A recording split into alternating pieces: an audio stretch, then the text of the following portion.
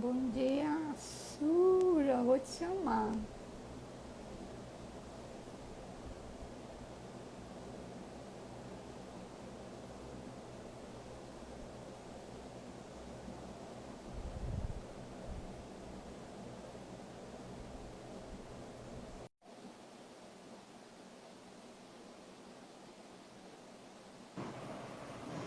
Aí, tá cortando.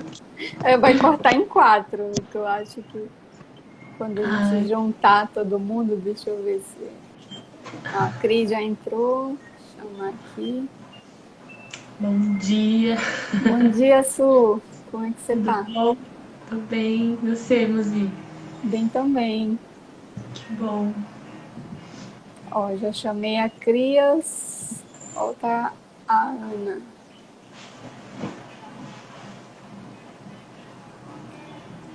Vamos testar, né? Que vai ser a primeira vez também que eu faço com três pessoas aqui no Instagram, né? Que eu acho que é possível, né? Fazer com quatro pessoas, né? Ah, acredito que sim.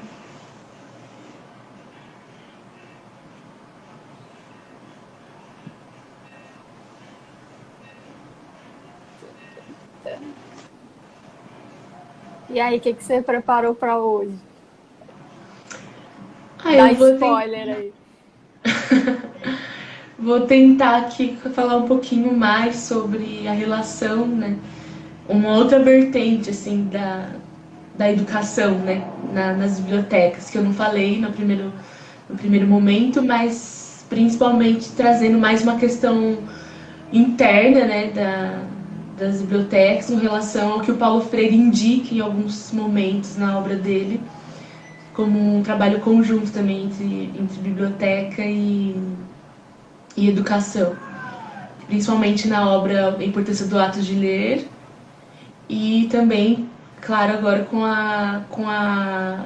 algumas partes também de uma das edições, né, do livro de Professora Cintia Não, que ele também fala muito da relação das bibliotecas, dos dados, então vou tentar falar um pouquinho mais sobre essa outra vertente, assim, de atuação freiriana para as bibliotecas. Ótimo. Pensando, claro, no ele e não, né? Paulo Freire sim, essa relação aí que existe.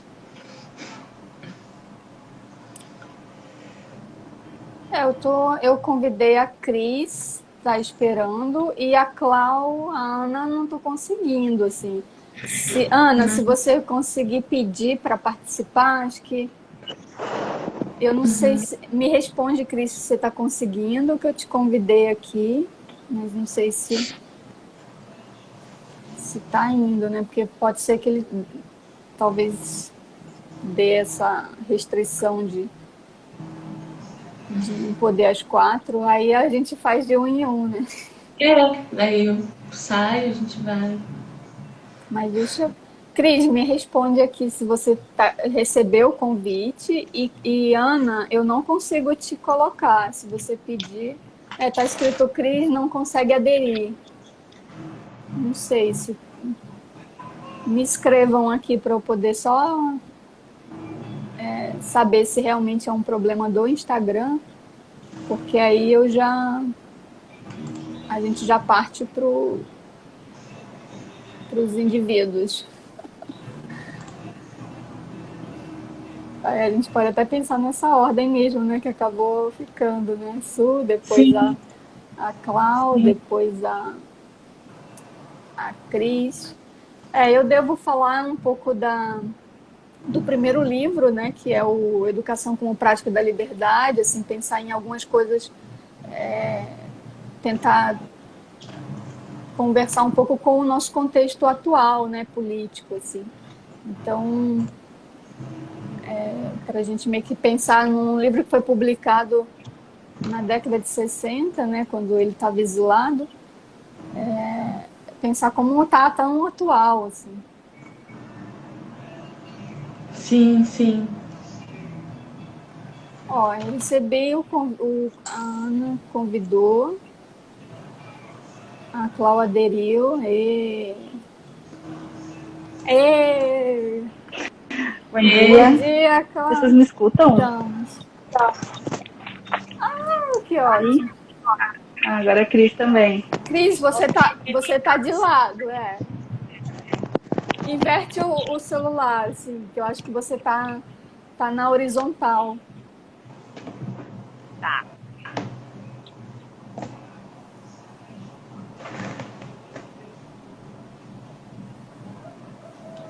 Uai, saiu.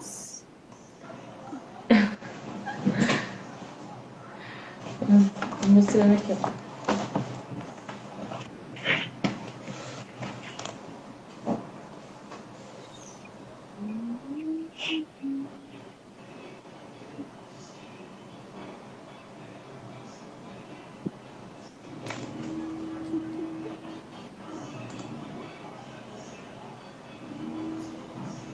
Parecendo Eita. aquelas fotos de 3x4 aqui. Uai, cadê a Cris? Deixa eu ver, Cris, convidar, enviar pedido. Entra, Cris.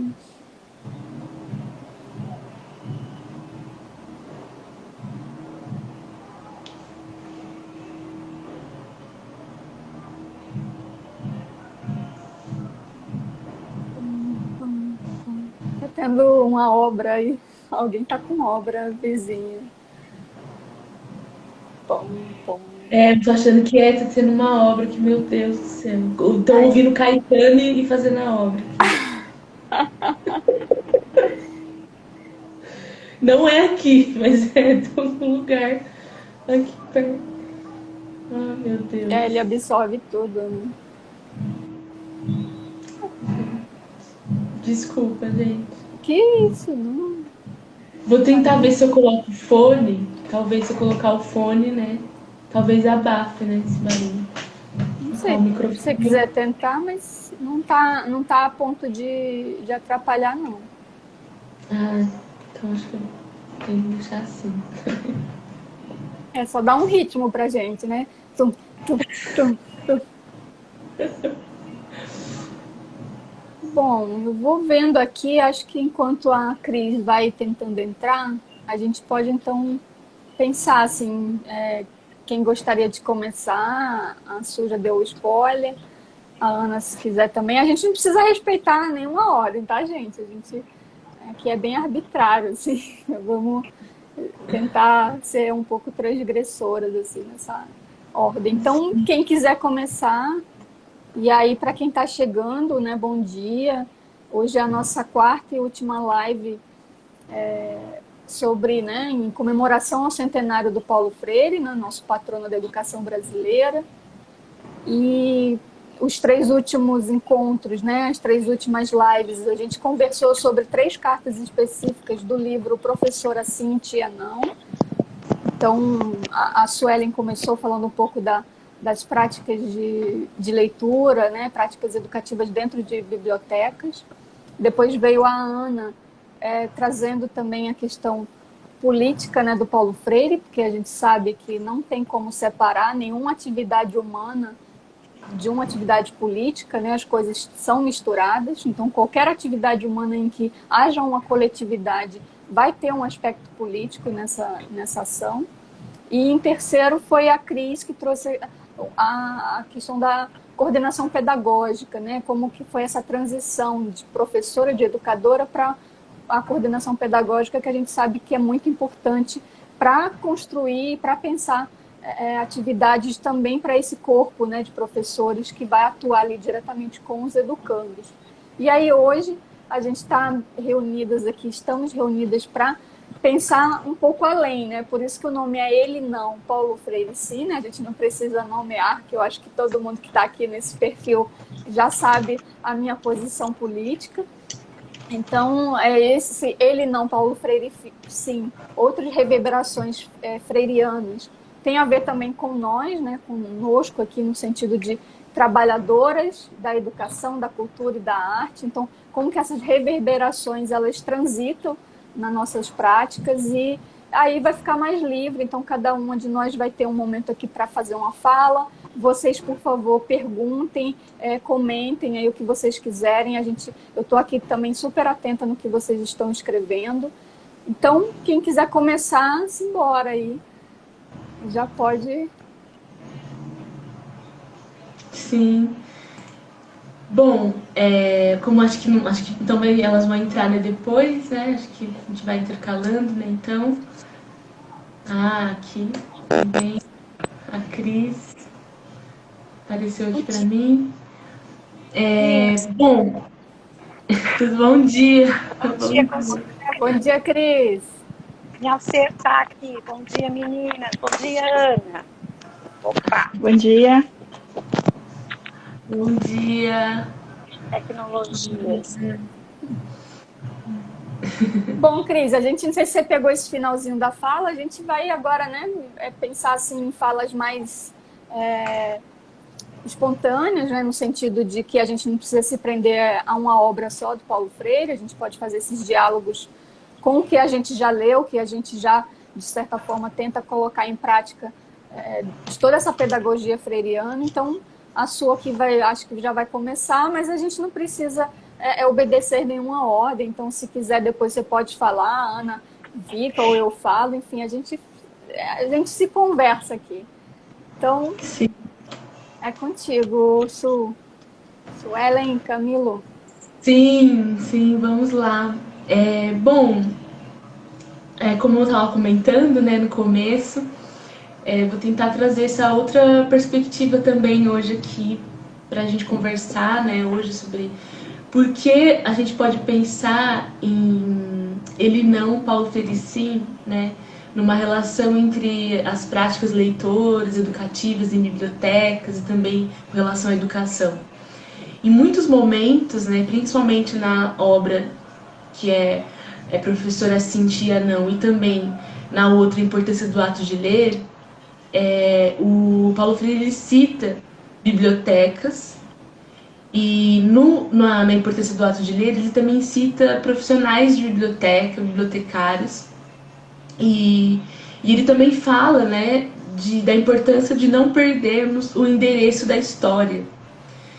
E esses são momentos assim, que me marcaram bastante, também pensando dessa parte da biblioteca, porque a gente pode pensar assim na biblioteca dividida em dois eixos principais, assim, em dois grandes eixos assim, principais, assim, fundamentais.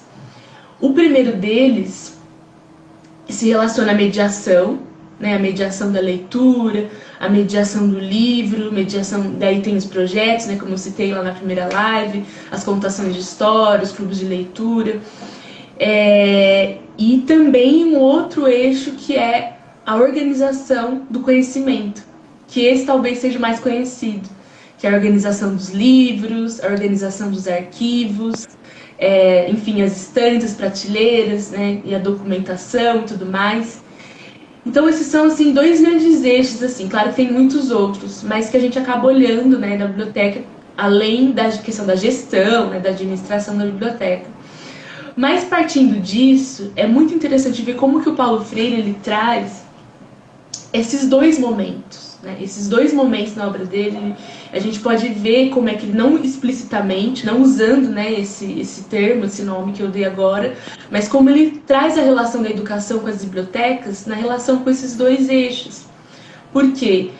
Quando ele diz, na importância do ato de ler, a importância de se ter uma biblioteca popular, né, eu vou até ler um trecho aqui, que ele diz assim: trabalhando a temática da leitura, discutindo sua importância, explicitando a compreensão crítica da alfabetização e do papel de uma biblioteca popular, relatando e documentando suas experiências de alfabetização e de educação política, que Paulo Freire produz sua obra pensando e repensando sua própria prática, sua vivência pessoal.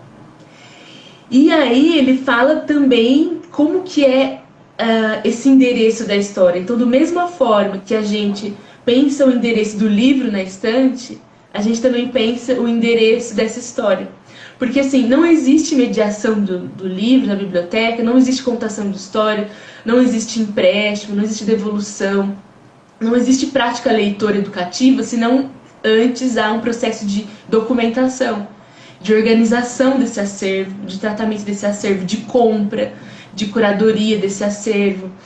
E assim, isso é fundamental porque se a gente não tem a memória, né, seja a memória da ditadura, seja a memória de todas as mazelas do Brasil, da história do Brasil, a gente não, tudo que nos leva hoje a viver o que a gente vive hoje no presente, né, se a gente não tem essa memória devidamente organizada, documentada, sistematizada, a gente perde o endereço da história, assim como a gente perde o endereço do livro se ele não está catalogado.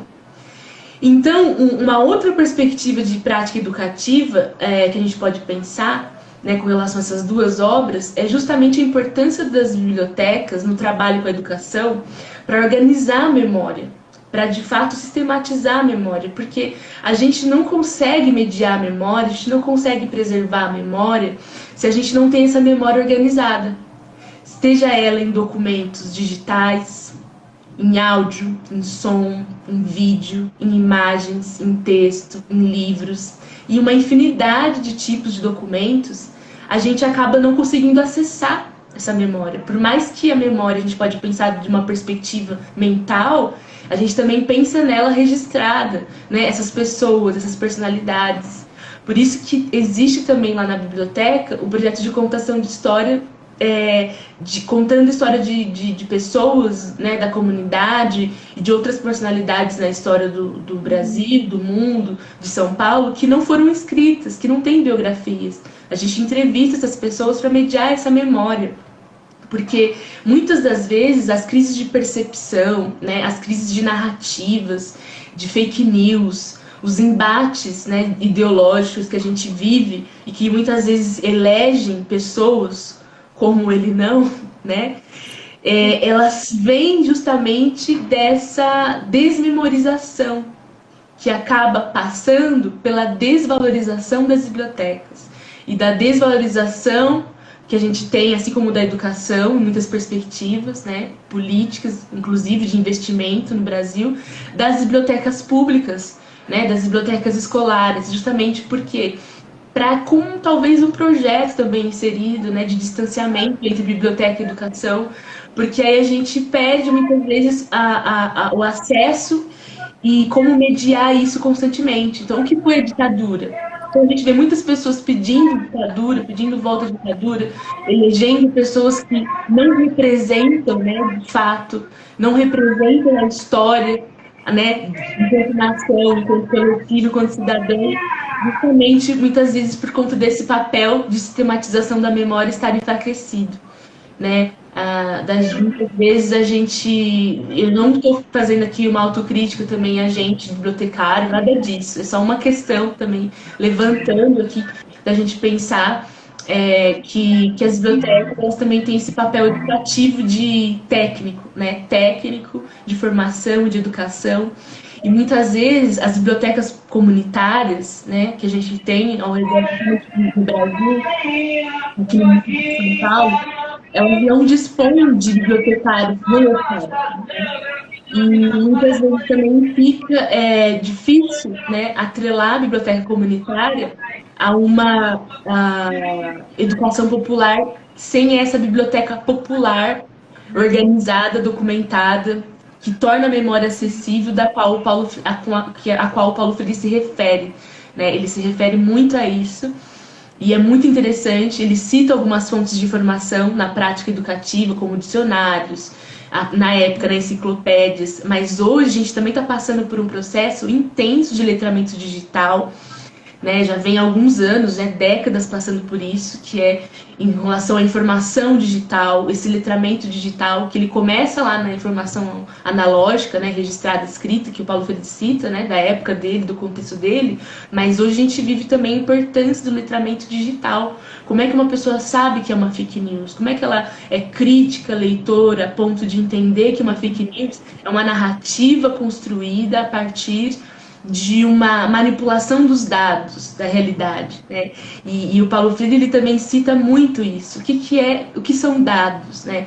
E a importância de mediar os dados não só da realidade atual, porque hoje isso, mas assim na perspectiva histórica. Então, como é que esses dados eles estavam dispostos no passado e como é que eles se configuram hoje? E como é que enquanto cidadãos, né, educandos, educadores, a gente pode olhar para esses dados e nos vermos capazes de transformar a nossa realidade, nos vermos capazes de mudar esse quadro, esses dados, né, essas estatísticas, todas essas relações. Então é muito interessante quando ele fala de um caso, né, um caso onde uma das pessoas eram pescadores, né, um vilarejo, e aí ele está ali no processo de alfabetização e aí eles levam uma representação que ele chama de codificação, né? Essa codificação a gente entende, né, também ali a partir da leitura como algo que pode ser uma imagem, né? Pode ser uma fotografia, pode ser uma figura, também pode ser um texto, né? Porque a leitura ela é assim, não é só da palavra, né? Ela é do mundo, mas ela passa por diferentes tipos de registros, pode ser escultura e tal. E como que esse pescador, essa pessoa, né, que estava ali na sala de aula, ali aprendendo, ele vê uma representação do vilarejo dele. E aí quando ele vê a representação do vilarejo dele, ele olha e fala assim, os dois, né, se levantam, e ele olha, e os dois olham e falam assim, nossa, mas o nosso vilarejo é assim, e a gente não sabia. Então, a leitura do mundo, ela começa antes da palavra, mas ela não pode se encerrar na leitura de mundo. Ela não pode, o São Paulo Freire deixa muito claro, né? E muitas vezes o que pode acontecer é uma distorção, né, da teoria de Paulo Freire. A gente sabe que isso acontece, uma distorção, às vezes, de pensar que a leitura do mundo, ela se encerra como mais importante que a leitura da palavra, e que por isso o livro, o registro, ele não pode ser tão valorizado como se fosse um desmerecimento da leitura de mundo daquele que detém apenas a oralidade. E essa é uma distorção da teoria do Paulo Freire muito perigosa para a relação biblioteca e educação.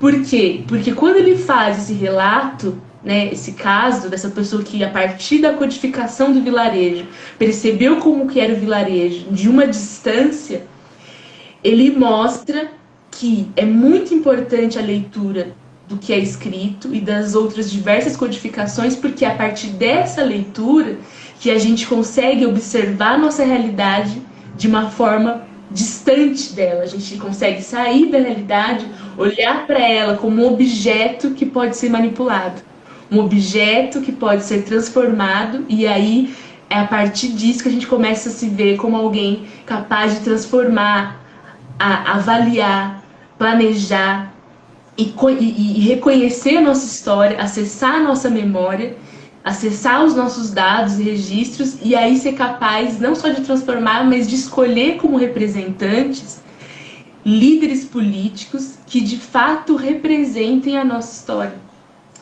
E aí a gente cai numa educação libertadora, onde o oprimido ele vai parar de escolher o opressor. Ele vai começar a se ver capaz de escolher alguém, eleger alguém, mas também exercer a democracia, cobrar o seu voto, cobrar tudo que foi prometido a partir de alguém que de fato representa a memória dele, né? Então, isso eu acho que é muito poderoso, e por isso que eu acho que acontece muitas também distorções, porque é algo assim que pega realmente na questão do materialismo histórico, né? Toda a relação de classes, né? Porque aí a gente começa de fato a desconstruir essa hegemonia, né, de poder, e entre outras coisas, por meio da educação. Então acho que as bibliotecas elas têm esse papel também educativo que é fundamental, e essa é uma outra vertente também que vai, né, das práticas leitoras. Acho que também que a gente precisa discutir sempre, né? E é isso que eu queria falar a gente. Nossa, tá ótimo, Su. É bom que já deixou aí uns fios para a gente pensar também no final e emendar aí com as outras falas. Bom, eu não sei se para você está aparecendo, a Ana tá congelada para mim. Eu não sei se para vocês não tá. Para mim, Então, Tá, então é só para mim. Então ela tá aqui. Então, assim, Cris e Ana, quem gostaria de já jogar aí mais outra provocação para a gente pensar aí? Principalmente para quem está assistindo, por favor, quem quiser, pode deixar aí os comentários, perguntas.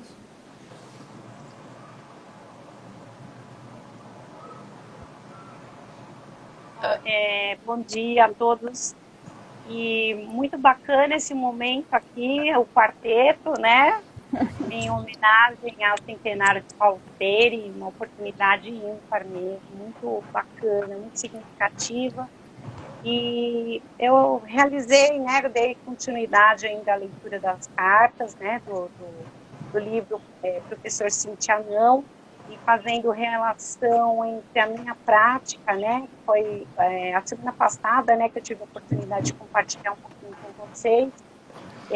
Exatamente essa carta, ela tem essa complementação, né, a relação entre educadores e educandos.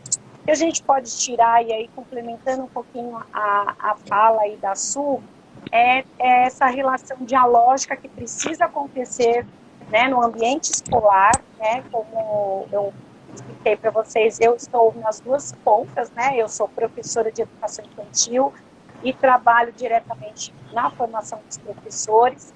Então, eu consigo ter essa visão da sala de aula, né, dos pequenos, e contrapartida também ali dialogando com os professores, que são os formadores, né, também dos educandos ali, que tem um papel ímpar. E eu achei muito interessante essa carta no sentido de falar, né, de mostrar que os professores, os educadores precisam ser bons exemplos para os nossos educandos, né? Então, nós temos que ter coerência entre o que falamos e o que fazemos, né? Então, é despertar por meio das nossas atitudes, né, a consciência do que é o certo e o errado, entre aspas, né? Mas que o aluno consiga perceber isso. Então, ele cita aqui a questão do posicionamento que o aluno precisa ter, e o professor com a sua postura ética, né, com a sua postura em sala de aula. Até nessa carta também ele traz aqui uma situação que ele vivenciou na adolescência, onde ele teve a oportunidade de conhecer um professor que já chegava na sala de aula totalmente fragilizado, totalmente desconfigurado desse papel de educador, né? E aí os alunos aproveitavam daquela fragilidade, porque existe isso, né? Os alunos, geralmente, eles testam o professor, e alguns testam para saber até que ponto vai, e de uma forma ou outra, é uma forma de conhecer esse professor, né? Então, assim, o que será que ele está trazendo para mim? Então, ele fez essa reflexão enquanto adolescente, que eu achei muito, muito interessante, porque é por aí. Nossas atitudes, elas reverberam dentro da sala de aula, né? Então, o que nós trazemos ali para dialogar com os nossos estudantes, ela vai refletir, né, nessa transformação desses pensamentos, né, principalmente esses pensamentos críticos, que vão aí logo, né, fazer parte aí de um papel. Eles já são atuantes, né, como cidadãos, mas principalmente quando chegar o momento de fazer a escolha, né, de quem vai ser aqui o nosso representante governamental, no caso, que vai cuidar, que vai tentar aí atender as demandas da sociedade. Então, ele vai ter esse pensamento de fazer a cobrança desses direitos, né, de tudo aquilo que foi prometido. Então, eu achei muito interessante, vale a pena também vocês fazerem a leitura. E o Paulo Freire, percebendo essa fragilidade do professor, ele se coloca que ele faz essa reflexão. Achei interessante que ele é adolescente ainda, né, quando ele relata isso. Ele fala assim que ele não pode ser daquele jeito, né? Ele precisa se preparar, não mostrar essa segurança. Então, a questão mesmo do domínio ali, do conhecimento que o professor vai trazer, né, das metodologias, né, como que ele vai abordar, porque muitas vezes o que eu vejo é que os professores começam a trabalhar um conteúdo e muitas vezes aquilo não é significativo para o estudante. Então, a gente tem que buscar formas de fazer com que aquilo seja significativo, transformar. E como que a gente faz isso? Colocando o aluno como um protagonista, né? Como um protagonista. Então, assim, o que me marcou aqui nessa carta, na sexta carta, é a questão do professor ter essa firmeza, né, essa autoridade sem ser autoritário, que tem muita diferença, né, e hoje a gente vê essa situação das pessoas, né, de determinadas situações aí, principalmente os nossos não representantes, que fazem, né, esse papel aí de autoritarismo, né, sem considerar realmente que o papel é considerar a democracia para atender todas as situações que aí a sociedade né, tem como demanda. E aí há um outro trechinho que eu achei muito bacana, que aí a gente coloca também sobre a questão dos direitos, que está na Constituição, né, de um cidadão para sobreviver, né, está na Constituição a dignidade de vida, uma situação que ele relata da filha dele, a Madalena, que teve uma experiência numa escola, né, periférica durante 3 anos, e na escola, né, cobrava-se, antigamente eu lembro, né, que tinha uma taxinha lá de contribuição, hoje nós temos a PM, mas era uma contribuição espontânea, e essa avó que cuidava dessa menina, ela falou assim, eu não tenho condição, né, de pagar essa taxa. E essa menina, ela era motivo de chacota, né, essa criança, né, essa estudante. Os colegas riam dela porque ela ia mal arrumada, mal cheirosa, mal vestida. E a professora, ela falou o seguinte, não tem problema, a senhora não tem que pagar essa taxa, mas o mínimo que a senhora pode fazer por ela, pela sua neta, é dar um banho, para que ela venha arrumadinha, para que ela se sinta parte, né, também. E aí, no outro dia, a menina veio completamente diferente. Isso só não levantou também a autoestima dela, como deu a dignidade. E é isso que a gente precisa mostrar para os nossos estudantes, né, que nós temos o direito, né, as estruturas, o que é essencial para a sobrevivência, né? Então, a saúde, a educação, que a gente pode recorrer, que a gente pode ir atrás. E eu achei muito bacana também esse trechinho, né, que mostra que depois desse momento, até houve críticas, né, em relação à postura da Madalena. Poxa vida, né? Que é um aluno cheiroso, então não vem para uma escola de periferia.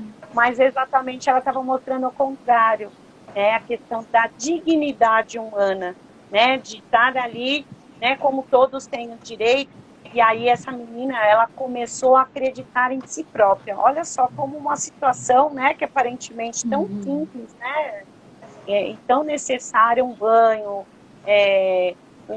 né, que infelizmente a gente sabe das condições, mas a dignidade humana dessa estudante, né, a fez acreditar em si mesma.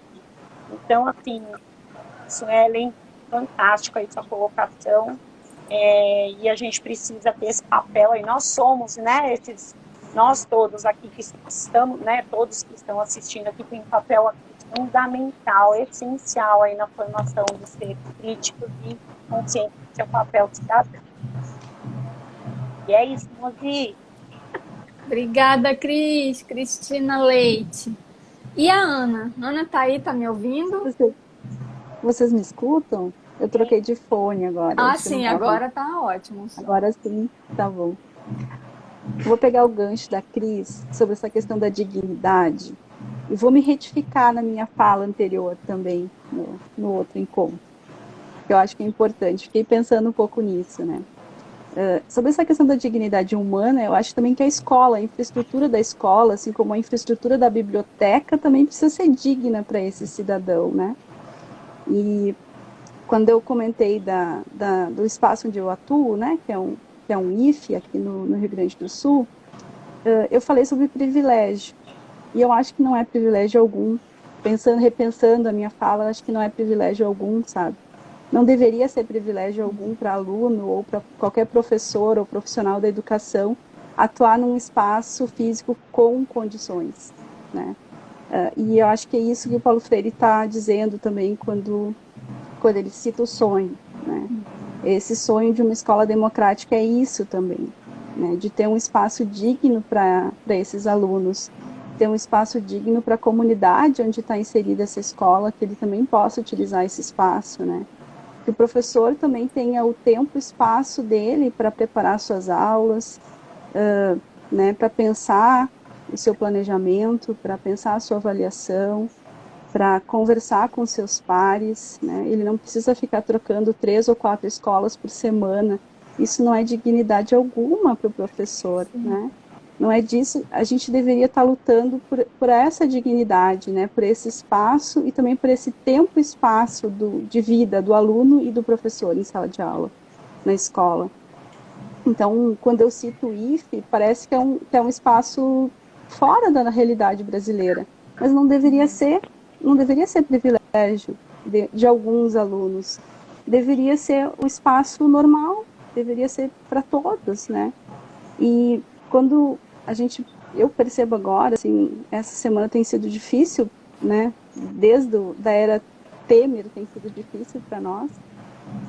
De certo modo, estamos sendo paulatinamente vilipendiados em termos de orçamento, né? E também de autoritarismo dentro da estrutura autônoma da escola, das instituições, e cada vez mais, né? Então, agora, essa semana, estávamos discutindo a implantação de uma portaria que vai fazer com que a gente tenha uma carga horária bem alta, não tão alta como os professores das escolas estaduais e municipais, né? Mas que chega a ser uma carga horária excessiva para quem faz outros projetos, né?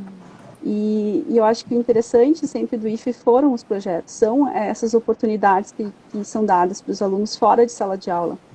Porque a escola não é só sala de aula, também é a biblioteca, né? Também é o espaço dos núcleos que nós temos, núcleos de diversidade, por exemplo, sexual, núcleo que discute a questão afro, né, e indígena.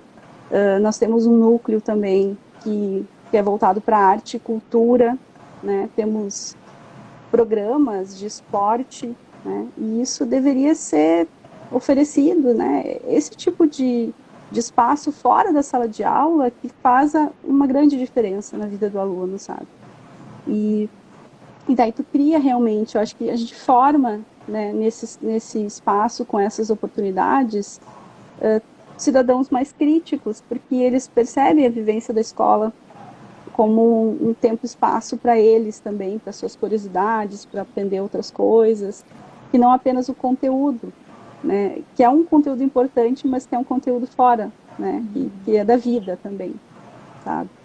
E, bom, essa democracia, né, essa democracia que não se recebe de presente, acho que também essa escola democrática, essa escola que oportuniza esses espaços, né, e essa vivência para o aluno e uma vivência também para o professor, né, é tão vilipendiado, né, tão usurpado na nossa sociedade, no seu tempo, né, no seu tempo com a família, no seu tempo de planejamento também.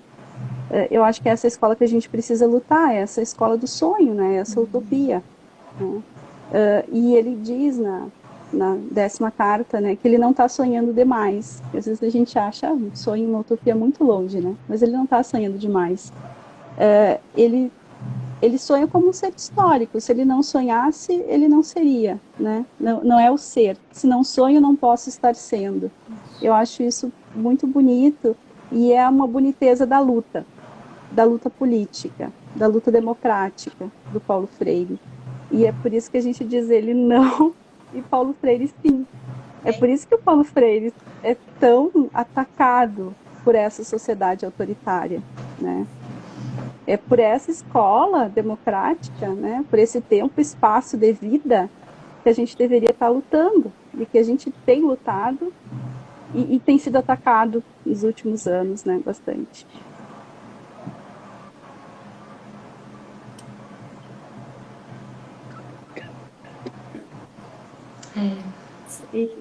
É isso? Então, é isso, Mozi. Eu fiquei pensando mais nisso, mais nessa questão. Não, isso emenda também no que eu ia falar, assim, porque o próprio título dessa live, né, ele não, Paulo Freire sim, já nos expõe uma questão de escolha, né? A gente já tem nessa frase uma posição, certo? Então, isso já nos coloca nessa reflexão de que a gente não pode, né, e nem consegue, mesmo querendo, ficar neutro, né, ficar em cima do muro, porque o próprio em cima do muro é uma posição omissa e que contribui para o opressor. Então, realmente pode até ser um pouco simplista a gente pensar que tudo se resume ao sim ou não, ou o bem ou mal. Claro que eu acho que em algumas esferas isso não é possível, né? Na própria constituição humana a gente não pode levar esses extremos como as verdades absolutas, porque nós somos seres complexos, históricos, sociais, políticos, culturais. Mas em determinadas atuações nós precisamos sim pensar nesses extremos, né? Não ser polarizados, mas pensar que esses extremos eles nos levam para caminhos diferentes, né? Então é uma questão de escolha. Então, no momento que a gente fala ele não e Paulo Freire sim, né, a gente está demarcando algumas dessas questões assim, importantes para o nosso posicionamento, né, político, porque estamos lidando com educação, com cultura, com arte, enfim, com tudo isso que a gente entende, né, por cultura, arte, educação, são construções humanas. Então, né, não é um Deus, não é uma divindade que nos estabelece, pelo menos até onde eu acredito, o que a gente precisa fazer e o que a gente deve fazer. E aí, para pensar um pouco isso, me vem muito o primeiro livro do Paulo Freire, né, que é o Educação como Prática da Liberdade, que foi publicado em 67. Ele já estava fora do país, né, ele estava já exilado, mas assim, pensar que é um livro que, primeiro, né, por ser o primeiro livro publicado, né, já ele escreveu outras coisas, a sua dissertação também tinha outras questões, mas como esse é o primeiro publicado, né, assim, o ponto de partida para o pensamento freiriano no sentido de organização e de distribuição enquanto livro, pensar que já nesse livro a gente já vê a sua posição política, né, como está em todos os outros textos, e é por isso realmente eu concordo com vocês, por isso que ele incomoda. Pensar que já nesse livro ele traz duas questões interessantes para a gente pensar assim, que é a sociedade em transição, que ele coloca isso, né, pensando que na época em que esse método Paulo Freire seria empregado de forma mais nacional, né, tirando não somente aquela experiência que ele teve em Angicos, mas isso seria para o nosso país inteiro, isso no governo do João Goulart, e aí logo depois vem o golpe, né, vem a ditadura militar, então ele está fora, mas esse livro foi, né, vamos dizer, gerido, né, durante esse processo de transição, e é interessante ele pensar que ele colocou justamente esse termo, sociedade em transição, como um dos capítulos. Depois ele coloca a sociedade em partejamento, né, que é aquela sociedade que ainda está em construção. E ele fala da inexperiência democrática que a gente tem.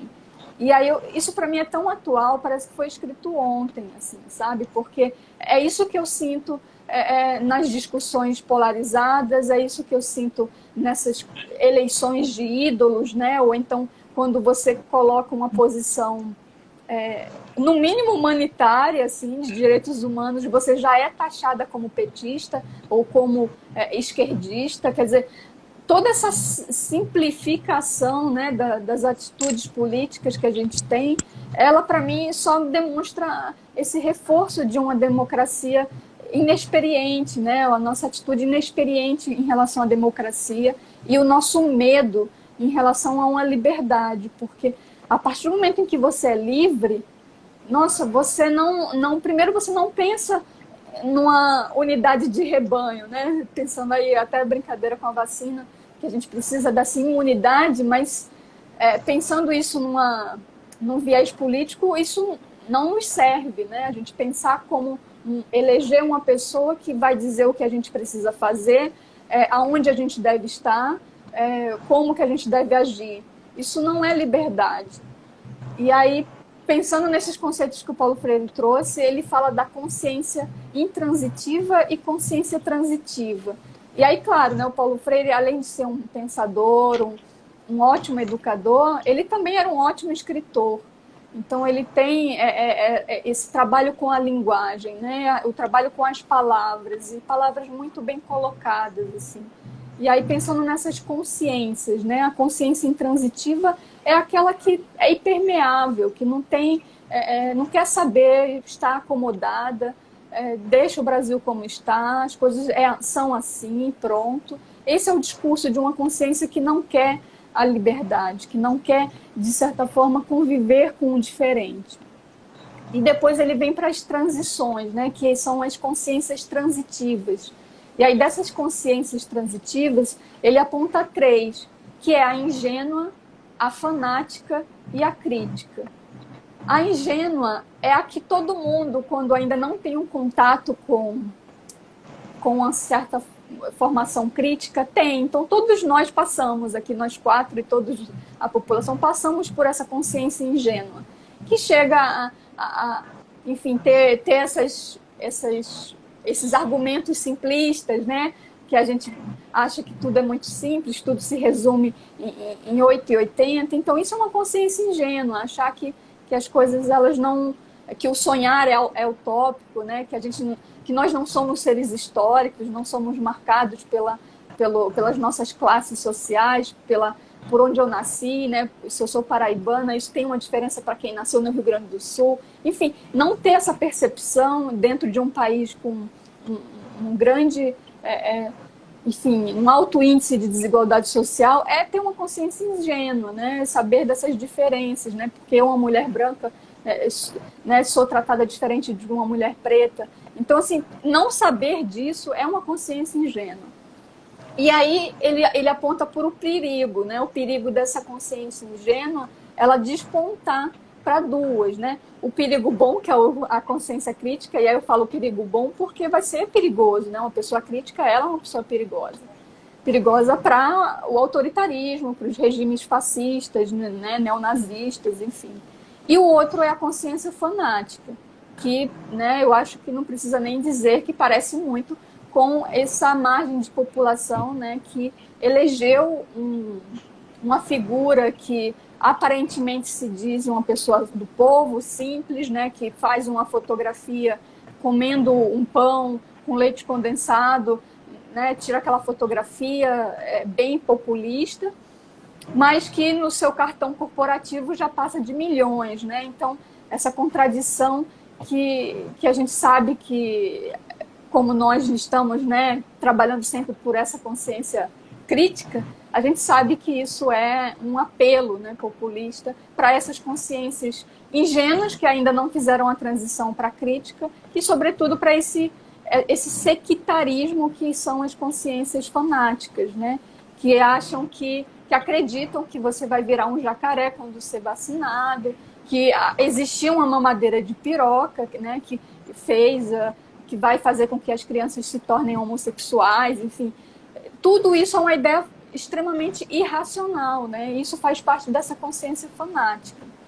Então é muito louco quando você lê esse livro e você vê o quanto que isso tem de ontem, né, de hoje, e que talvez tenha de 2022 se a gente não nos mexermos e pararmos de eleger esses ídolos e esses contra-ídolos, né? Os vilões e fulano é isso e aquilo, nunca mais vou votar no PT, nunca mais vou votar em não sei quem, porque, enfim, são discursos rasos que a gente, infelizmente, ainda está nessa polarização, que vai nos atrapalhar ano que vem. Então, é isso que eu queria trazer assim, para a gente pensar o quanto que esse pensamento de Paulo Freire ele é atual e quanto que a gente está, às vezes, né, a gente recuou bastante nos últimos anos para essa consciência crítica. Porque, de fato, a partir do momento em que a gente se torna uma pessoa crítica, que a gente deseja a liberdade, a gente vai precisar se responsabilizar, né? Então, a gente vai precisar se responsabilizar em relação aos nossos atos, quem a gente elegeu, né? O que são essas pessoas, o que elas representam, o que elas fizeram já, o que é. Porque, assim, na literatura, a gente, né, pelo menos eu, não me preocupo tanto em relação ao autor, a autora, a vida pessoal desse autor e dessa escritora, né? Eu estou pensando na obra. Mas na política isso é impossível. Eu preciso saber quem é essa pessoa. eu preciso saber o que ela fez, né? Da onde ela vem, principalmente isso é muito importante, da onde ela vem, o que ela fez já pelo país, pela cidade, pelo bairro em que ela morou, enfim, né? Ver se essa pessoa é investigada, saber se essa pessoa realmente tem um comprometimento mínimo pelos direitos humanos, né? E que não tem falas homofóbicas, discriminatórias, né? Enfim, é pensar isso, que a liberdade ela é uma conquista, assim como a cidadania, assim como o conhecimento, enfim, tantas outras construções humanas, e que a gente não vai receber, os direitos que a gente perdeu até então, a gente não vai receber de volta se a gente não lutar. Então, o Paulo Freire, como vocês bem já falaram, ele vai incomodar muito, principalmente nesses momentos em que a gente tem uma democracia extremamente fragilizada. Aí é isso, gente. Pensando aí nesse livro que para mim é um dos que eu mais mexe comigo, né? Que é esse primeiro e que também aponta para a metodologia para quem quiser conhecer o método Paulo Freire. Lá ele explica como a Sueli já falou da codificação e tal, tem tudo lá muito bem explicado. Ah, nossa, maravilhosa, assim, tô aqui, anotei também tudo, assim, né, que vocês falaram, fui aqui acompanhando.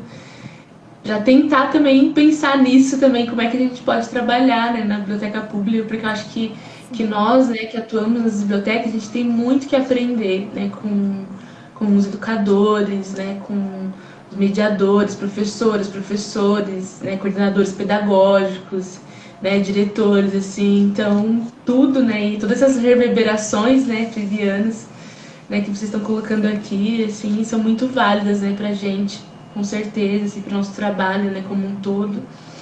E essa troca também, né, que vem, né, da parte da preservação da memória, né, da sistematização da memória, que eu acho que também ela pode cada vez mais dialogar, né, com essa perspectiva, né, da educação e tudo mais, porque, enfim, né, esses conceitos, né, da questão, né, da consciência, né, essa consciência que muitas vezes a gente fala da consciência coletiva, né, a consciência negra, né, e outras coisas, e aí eu fui pensando sobre esse conceito, né, de consciência aqui, né, mas enquanto você falava, porque a dignidade também, né, que a Cris, né, também a Ana colocaram, né, essa dignidade de poder construir uma consciência, né, é tudo tão complexo, porque não tem como eu não pensar, né, agora que a gente está aí em outros também autores, que eu acho que também dialogam muito, né, com o que o Paulo Freire traz, como Boaventura Souza Santos, né, com relação aos movimentos sociais, que ele vai falar, e pensando na questão dessa consciência que muitas vezes nos falta, né, principalmente no caso da consciência crítica, né, porque a gente tende muitas vezes a se deparar com essa consciência fanática, e como que a mediação, né, e a leitura, né, o ousar a ler, ele pode expandir a nossa consciência e nos dar essa consciência crítica a ponto de falar assim, não, eu tenho direito, né, eu tenho a liberdade de escolher ter mais dignidade, né, de lutar por mais dignidade, de trabalho, de atuação, né, então são coisas assim que faz assim, pensar muito sobre a própria forma como o nosso país ele foi construído, né?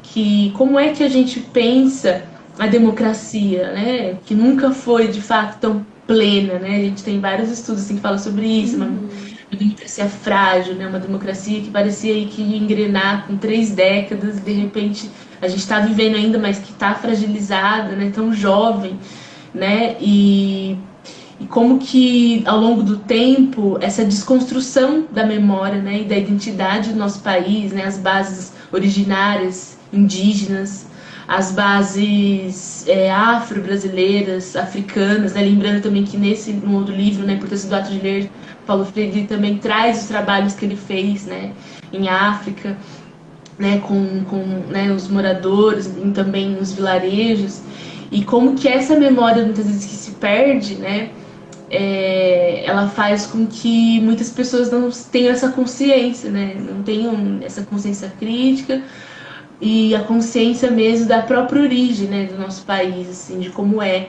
Porque lá nos períodos, né, de colonização, né, de furto mesmo, de sequestro, de desapropriação de terras, né, lá no começo, há mais de 500 anos atrás, houve também, né, uma sistematização pela desconscientização das pessoas, né? Fosse por um processo de catequização forçado, fosse por um processo de trabalho compulsório, né, de escravidão, né, de distanciamento do conhecimento, né, onde o escravo ele era negado, ele era proibido de ler, ele era proibido de ser alfabetizado, ele era proibido de aprender, né? O indígena também, né, massacrado, sendo muitas vezes, né, com doenças e armas e tudo mais, né? Tudo isso que foi acontecendo, que de alguma forma faz parte da nossa consciência coletiva hoje, né? Também, muitas vezes a gente se deparar com as pessoas, muitas vezes é muito comum, a gente sabe, tá aí os dados, estatísticas, pesquisas, retratos da leitura do Brasil, por exemplo, que fala, né, como que a gente é um país assim que lê muito pouco, né, que lê muito pouco, né, e a gente foi de alguma forma ao longo das histórias, né, enquanto povo, enquanto formação, né, do trabalhador, seja no período da escravidão ou depois, né, trabalhando em condições precárias e com pouca dignidade, né, salários assim que não atingem o mínimo necessário para a dignidade da população, a gente vê quanto que esse distanciamento da leitura ele também é esse projeto, né, que se estende até hoje. E a expansão dessa consciência, né, ela fica muito refém, né, desse processo, né, desse projeto, né, de alienação, né, a gente pode chamar também de descontinuidade, né, da consciência, de expansão da consciência. E a gente tem muito trabalho pela frente, né, muito trabalho pela frente, porque quando a gente vê tanta gente falando ele sim, né, ao invés de ele não, ainda, e outros surgirão, assim como outros também vieram antes, a gente percebe que quanto mais eu acho que a gente se unir, né, nisso, né, quanto mais a gente se unir, a gente vai expandir essa consciência coletiva. Talvez que mais pessoas também possam desenvolver, chegar nessa consciência crítica, né, e passar da consciência fanática, porque a consciência fanática também, eu acho, pensando nesse conceito, que me chamaram muita atenção, e a dignidade também, né, cruzando isso, ela também tem, muitas vezes, ela vem com, não só do lado do oprimido, que elege, né, um autoritário, mas muitas vezes isso é uma coisa que a gente tem que admitir, é difícil, ela também acontece do lado daquele que elege um populista, digamos assim, uma figura populista, né, que não necessariamente vai ser autoritária, mas que ela elege essa pessoa com muito fanatismo partidário, né, e por isso que eu lembro de outros autores que falam, né, que a libertação ela não pode ser partidária, né, que o movimento social ele não pode ser partidário, independente, né, a educação ela não pode ser partidária, e o Paulo Freire também faz essa crítica, sim, né, muitas vezes a gente pode ser político, a gente precisa ser político, mas partidário, né, esse fanatismo partidário, essa coisa assim, não, a gente precisa cobrar, e ele até fala essa relação do sonho, né, da dignidade de sonhar. Né? A gente não pode assim pensar, né, na troca dos votos, né? Pensar às vezes em líderes que vão mudar a nossa realidade, muitas vezes essa narrativa, né, que paira sobre as nossas mentes, né, ainda muitas vezes colonizadas, né, mentalmente, esse processo decolonial ele ainda não acabou, né? A gente tem muitos resquícios, né, de tudo isso, desse distanciamento da leitura, do livro, né, da consciência crítica.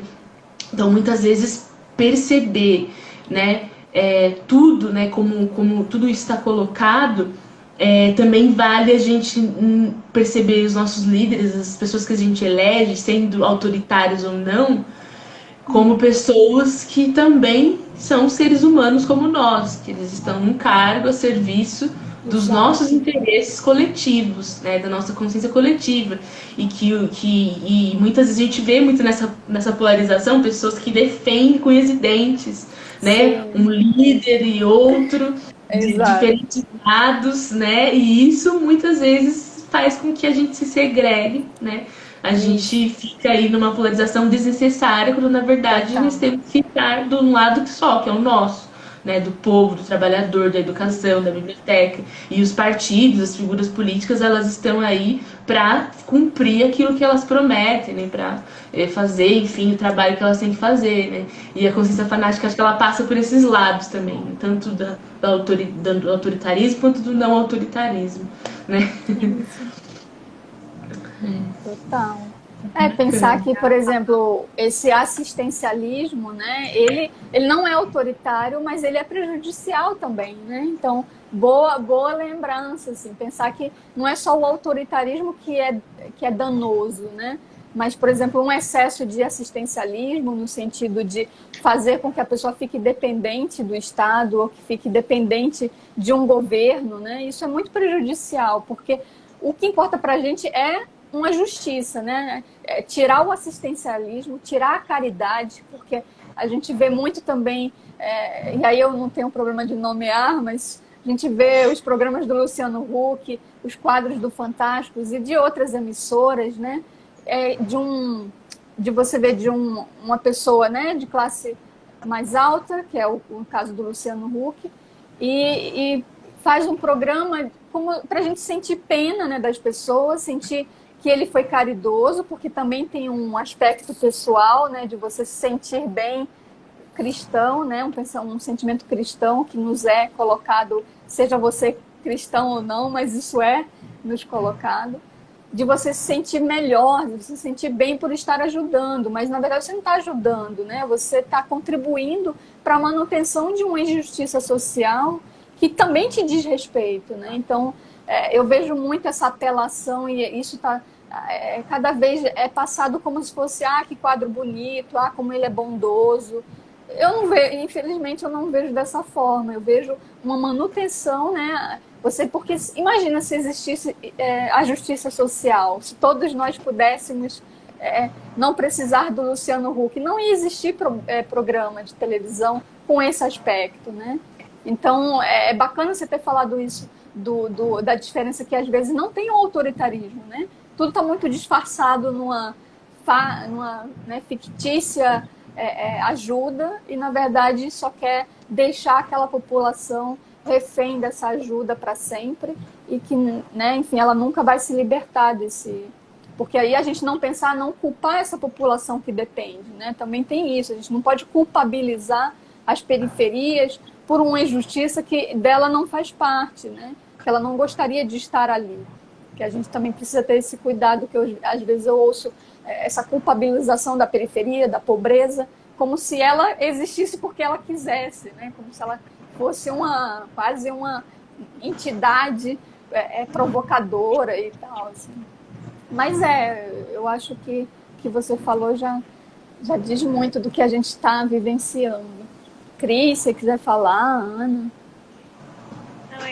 Quando a Suelen traz a questão, né, conhecer o contexto histórico, né? Então acho que falta isso, né, de buscar esse conhecimento das nossas raízes, né? Então todo esse contexto, nós temos aí uma lei que obrigatoriamente impõe essa questão de trabalhar com as questões étnico-raciais indígenas, né? Então, assim, e faz mais de uma década que a gente vê ainda uma luta nas escolas, né?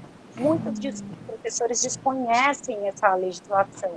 Então, é negar a nossa origem. Então, falta esse investimento na leitura, na formação, e eu bato muito nessa tecla, né?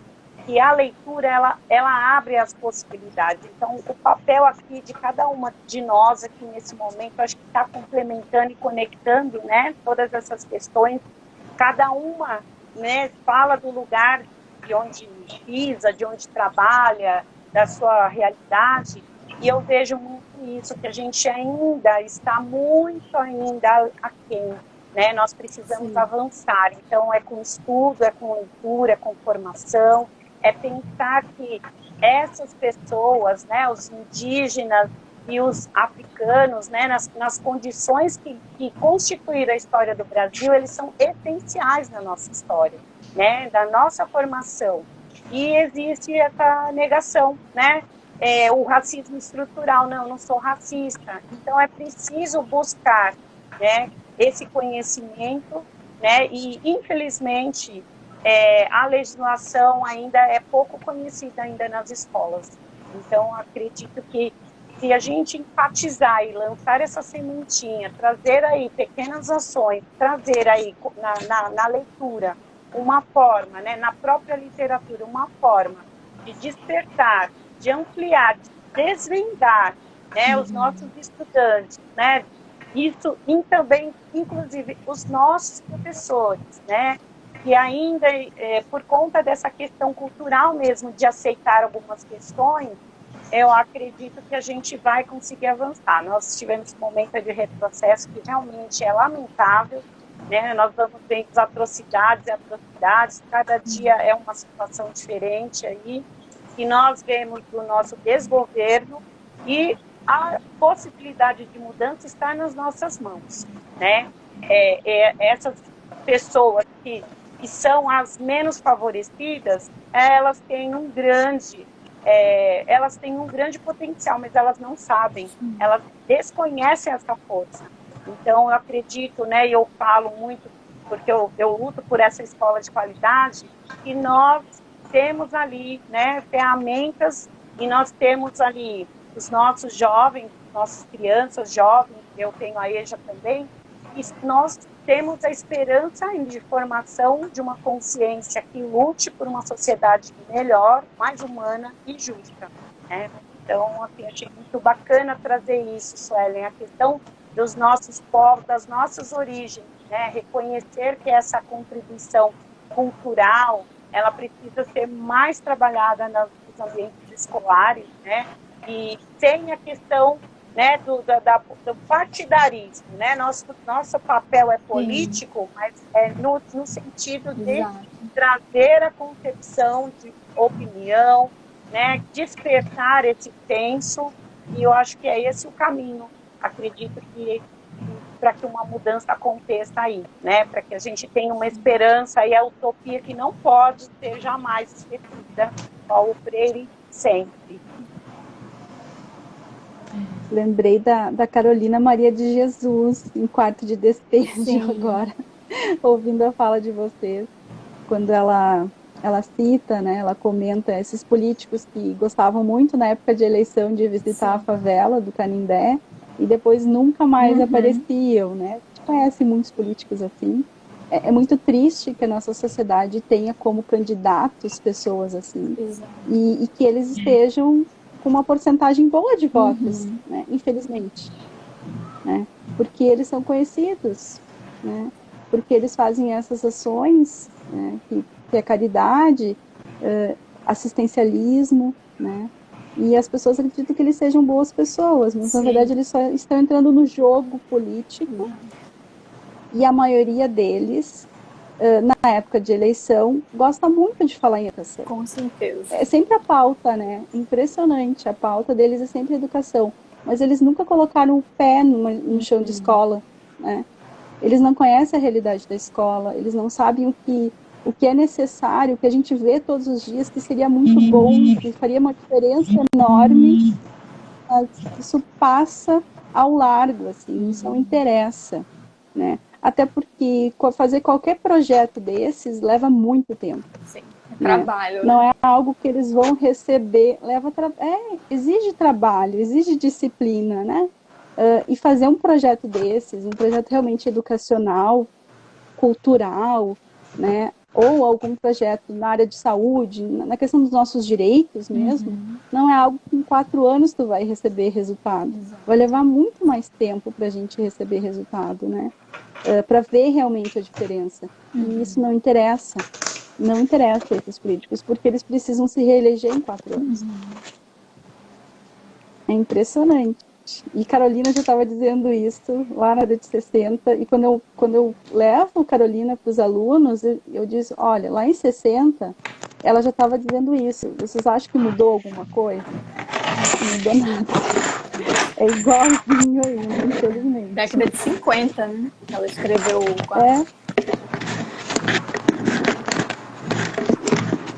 a Carla que colocou, não sei se a população é tão inocente assim. Acho que eles usam também os políticos. É aquilo da consciência ingênua, né?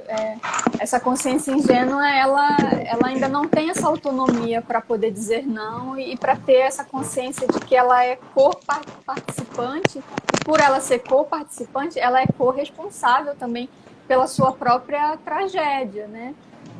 No caso, pensando num país que tivesse minimamente os números de desigualdade baixos, né? Porque aí quando a desigualdade também é muito grande, realmente isso é mais fácil de acontecer, de a consciência ingênua permanecer ingênua, né?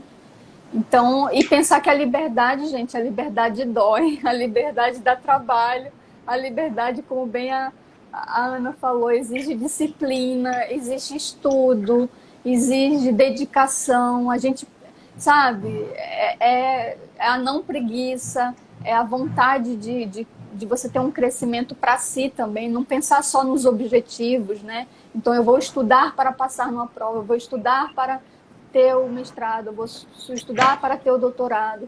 E pensar nesse estudo como uma forma de crescimento pessoal também, né? Nós, como pessoas humanas, que precisamos também evoluir, né? Porque eu acho que também tem esse processo aí de integração, né? Eu preciso me sentir parte. E para eu me sentir parte, eu preciso ter uma consciência minimamente responsável, assim, né, como cidadã. E aí, claro, vai ter pessoas que vão aproveitar essa né, vão ser corruptíveis, né? Porque, na verdade, a corrupção, ela está em todas as esferas, né? Desde na pequena atitude cotidiana de uma pessoa guardar a fila para outra pessoa para receber um benefício, desde, enfim, fingir que é outra pessoa, desde essas coisas muito pequenas, né, que se refletem nas maiores. Então, o ele não está aí porque realmente uma parcela se vê nele, se vê realmente, né, ele é o reflexo dessas pessoas. Tem uma parcela que, infelizmente, nem saiu de casa e não acredita mais no país, que está desanimado, que está apático. E a gente entende, eu acho que dá para compreender o porquê da apatia. Claro que não justifica, mas é compreensível. E tem uma parcela que talvez nós estejamos aí, que ficou nesse dilema. Não vou votar em fulano porque fulano pertence ao partido tal, que não sei lá o quê. Enfim, viu de forma muito partidária uma coisa muito maior que é a política, né? O próprio Paulo Freire, ele nunca disse, pelo menos que eu saiba, que era do PT. Isso foi colocado pelas pessoas de que ele era do PT porque ele participou de um mandato da Luíza Erundina, né, como secretário de Educação em São Paulo, mas em nenhum momento ele se filiou, que eu saiba. Não sei se posso estar aqui enganada também. Posso ter errado em relação a isso, mas eu sempre, pelo menos, li e ouvi os discursos dele como uma pessoa que se colocava politicamente e não de forma partidária, né? Que eu acho que a gente precisa realmente fazer essa diferenciação, né? Para não ficar substituindo os ídolos, né? Porque aí a gente fica substituindo um por outro e nada muda. Realmente. Realmente, assim, eu acho bem interessante essa colocação, né, que a Carla colocou, porque esse uso privado, né, da política, ele acontece, acho que ele acontece de alguns interesses, né, pessoais, e Paulo Freire também critica isso, a questão do sonho individual e do sonho coletivo, o sonho social, como é importante que a gente perceba a diferença entre meu sonho pessoal e meu sonho, né, em relação às demandas da sociedade. E isso, acho que esse uso privado também da política, ele vem muito mais das empresas, né? Dos grandes herdeiros, assim, eu acho que existe também desses interesses individuais dos líderes, né, políticos, pessoas, enfim, mas os herdeiros, né, os grandes herdeiros de grandes fortunas, as grandes empresas, bancos, e tudo isso, né, esses monopólios, né, toda essa relação... Fundação, né, Fundação Lehman. associação, né? Tudo isso, esse neoliberalismo, né? Todo, Uhum. ele que faz um uso do Estado, né? De acordo com seus interesses, né? Um uso realmente privado e opressivo, né? A própria relação, né? Da mão de obra, dos trabalhos, né? E tudo mais, assim. O materialismo, né? Que o Paulo Freire também coloca muito essa expressão, né? Quem detém esses meios, esses materiais, né, os meios de produção, né, eles usam muito o Estado, né, essas organizações de acordo com seus interesses, né, para não ter que pagar impostos e outras coisas do tipo. Mas aí eu até vi aqui que tinha uma pergunta lá no comecinho, lá atrás, Deixa que eu acho que era ver. sobre até que ponto Paulo Freire, acho que era do Pablo, né, que ele fez lá. Ah, deixa eu ver Ele falou aqui. assim, até Achei. Até que ponto Paulo Freire, como estudioso de povos indígenas, se permitiu influenciar pelas culturas e saberes dos povos originários? Era essa, Sérgio? era essa mesmo.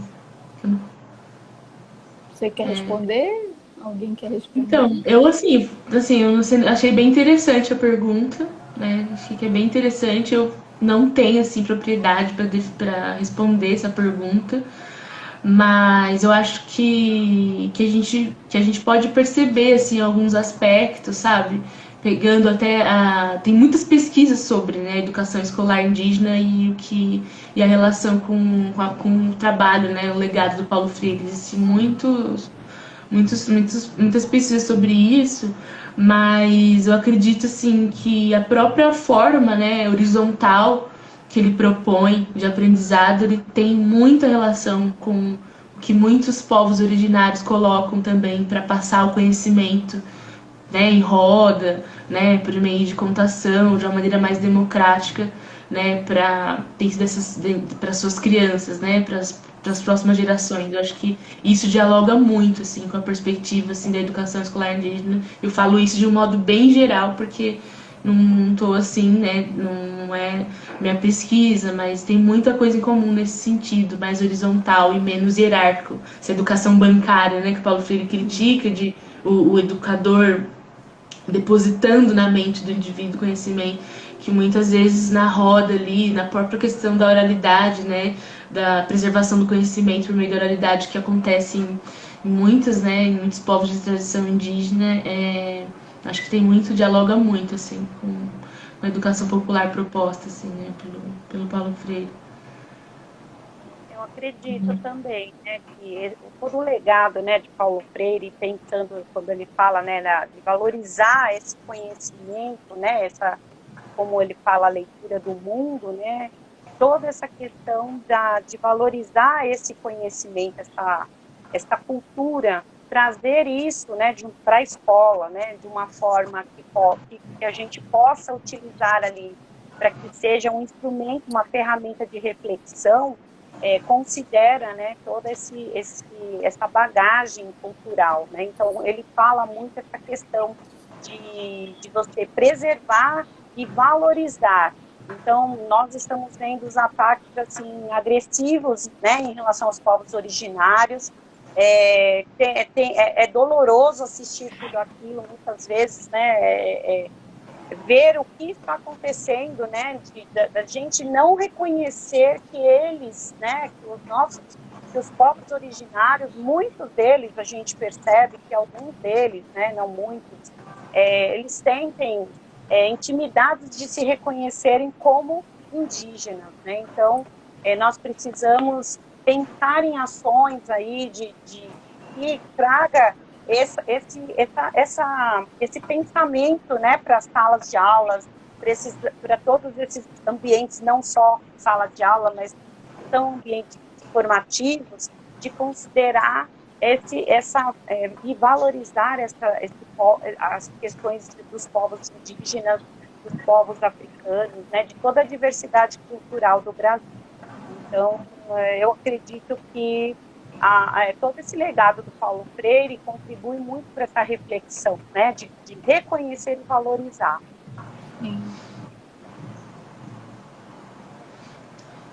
Com certeza, né? Eu também Fala aí. não tenho assim muito conhecimento sobre isso, sobre, né, a questão do Paulo Freire com o debate, né, em relação aos Sim. povos originários.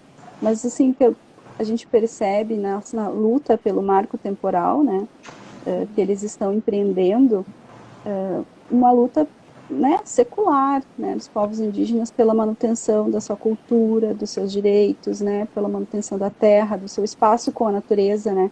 Como isso é importante, como nos mostram, é um exemplo, eu acho, para nós, como população, né, como cidadãos, essa luta deles, né, como a gente deve se espelhar neles, porque há muito tempo eles estão lutando e continuam lutando. Sim. Eu nunca li nada relacionado com que ele estudou os povos indígenas, assim. Então, a pergunta é até que ponto Paulo Freire, como estudioso de povos indígenas, então, assim, eu não tenho conhecimento de alguma obra que ele tenha diretamente estudado, né, os povos indígenas. Eu sei que muitos educadores indígenas adotaram Paulo Freire por conta do que vocês já falaram, de ter essa preocupação em você buscar as palavras geradoras, né? Enfim, buscar até os próprios educadores são falantes, né? Assim como ele fez em São Tomé e Príncipe, em Guiné-Bissau, enfim, em outros estados, né, da África, os próprios educadores locais, né, no caso, pessoas que faziam essa formação, não era o Paulo Freire que fazia, né, a alfabetização diretamente, ele estava ali junto com a equipe para formar os educadores, e esses educadores eram necessariamente pessoas do local. Então, eu acho que está mais o contrário, assim, talvez os educadores indígenas se utilizaram, né, da pedagogia freiriana. Porque isso é uma coisa para a gente pensar, que refere à memória que a Suelen falou, assim. A gente pensar que o Brasil, né, ele quando foi invadido, né, e aí, enfim, teve o genocídio indígena, depois a escravidão, quer dizer, primeiro teve um genocídio indígena, porque, enfim, muitos morreram por doenças que foram trazidas, né, pelos portugueses, por outras nacionalidades. Os indígenas não estavam preparados, seu corpo não estava preparado para todas essas doenças. Então, houve não só o genocídio intencional, né, de homicídio, de matarem os indígenas, mas também essas mortes causadas por doenças e por outras questões. E depois, né, o número imenso, né, de pessoas negras como escravizadas. Pensar que esse país não foi constituído para ser democrático, né? O seu início de história é de um país que foi totalmente, vamos dizer, explorado, né?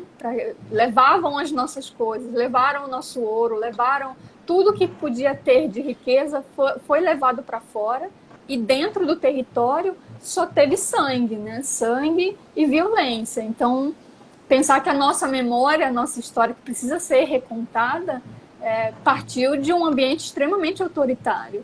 E talvez por isso seja, não sei, uma compreensão dessa nossa dificuldade, né, de vivenciar, de conviver democraticamente com as diferenças, né, com outras questões, e nos corresponsabilizar pelo nosso destino, pelo nosso futuro. Enfim, é uma memória que a gente precisa ressignificar, porque senão esses traumas só vão aumentar, né? Enfim. Mas não vamos acabar tristes. Vamos falar de uma coisa boa, assim, do Paulo Freire, da pedagogia, do esperançar, da boniteza. Para a gente finalizar a live de forma alegre, assim, não pensar também que, né, que a tristeza faz parte, mas a alegria também pode ser um motivo, quer dizer, é um motivo também de esperança, né? De esperançar, na verdade. Sim, sim. Se alguém quiser terminar finalizando com uma leitura, um trecho, alguma coisa assim especial. Olha, assim, falando assim, o que me deixou assim muito, uma das coisas que me deixou muito encantada, assim, na importância do ato de ler, foi como ele descreve a relação, né, da palavra mundo, assim. Achei muito bonito isso. Lembrou muito uma oficina que nós fizemos uma vez, uma oficina literária. Numa oficina onde a gente trouxe o Pera Marmelo Martelo, da Ruth Rocha. Até falei na primeira live. E como ele vai construindo o Marcelo, o personagem, a criança, ele fala, vai falando os nomes, né? Por exemplo, sentador para cadeira, né? A partir da relação de mundo dele, ele vai dando nome às coisas, né? Eu acho que eu não lembro exatamente, mas tinha tirador de leite, né? Que era a questão da vaca. E aí ele vai, e é muito interessante porque dialoga muito. Essa oficina foi inclusive com o EJA, né, na época.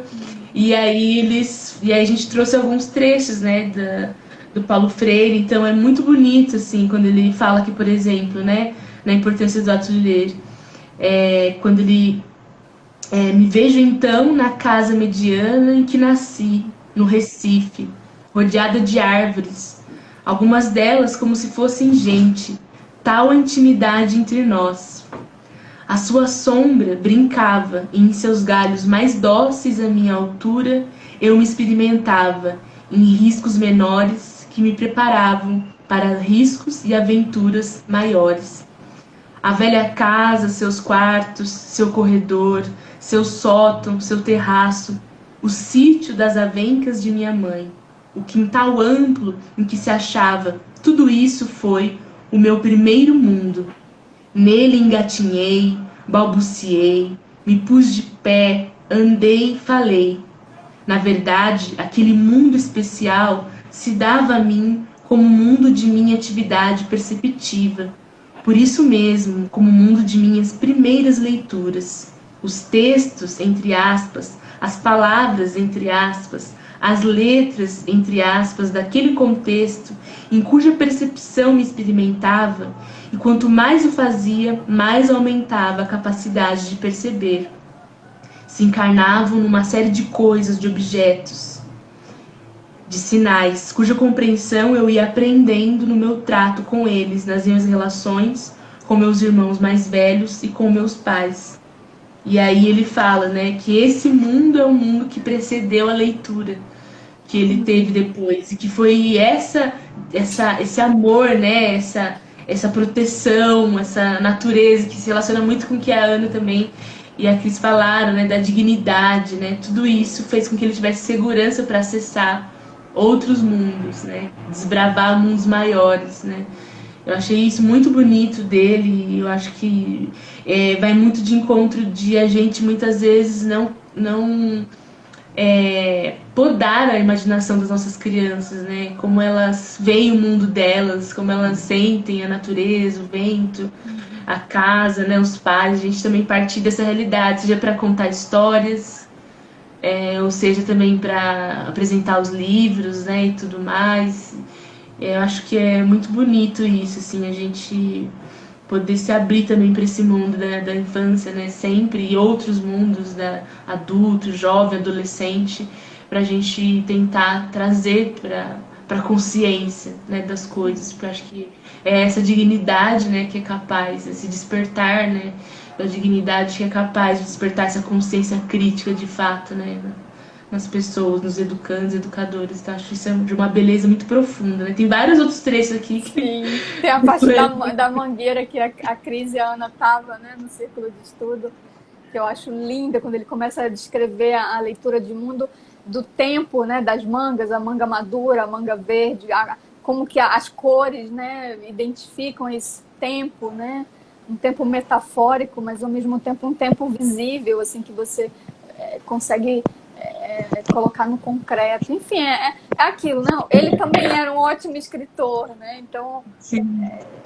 tece as palavras de uma forma realmente muito acessível e nem por isso simplista, né? Muito bonito também.